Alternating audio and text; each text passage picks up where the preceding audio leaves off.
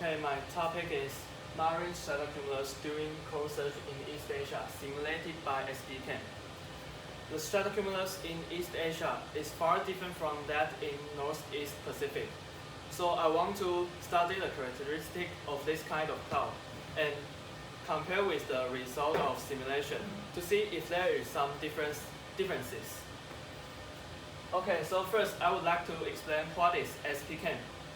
It is a kind of global model, but it uses a two-dimensional cloud resolution model in each of the GCM grid instead of cumulus parametrization.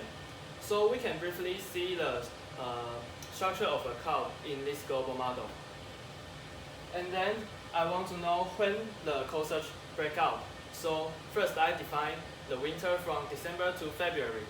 Then I follow the method of Central Weather Bureau. So I pick a point near the Taipei station, and then ordered the minimal surface temperature at this station. Then I pick up the smallest 10th percentile as my threshold to determine whether the cold surge happened or not. After finding out all the cold surges, I do some statistics of them, and then I find out that the cold surge in this model somehow has the same characteristics of real observation, just like the distribution pattern of the duration. And then we look into the cloud in this model. Because we care about the meridional distribution of the cloud, so I plot the cloud volume and cloud height along the latitude and time.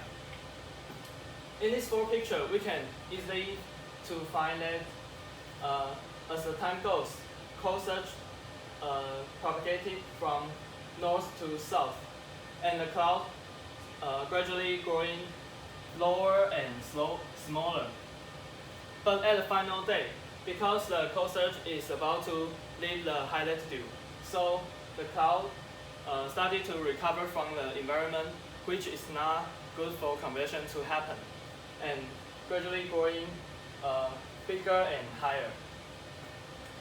And finally, we want to know whether the model have a good simulation of two competing effects, which controls the growth of the cloud.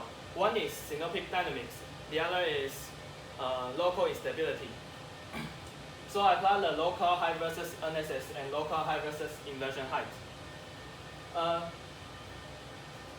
What is NSS? Its total name is near surface stability, which is calculated by sea surface temperature minus temperature at 950 pressure level. If the value of NSS is big, it means more unstable. So first we look at these two pictures. In real observation, the distribution of local height fit the trend of NSS very well. But in the simulation, we can see although the NSS have the same trend with the real observation, but the local height is totally opposite. So maybe we can consider that this is not the main reason that control the growth of the cloud in this model. So we look at the local height versus inversion height. At this time, they fit very well. But it is apparent to see that in the model, it is far different from the real observation. So totally we can have a conclusion that this model gives stronger simulation of synoptic dynamics than local instability. But this may be different from the reality. So this will be our future work to find out why the model behaves like this. Okay, thank you.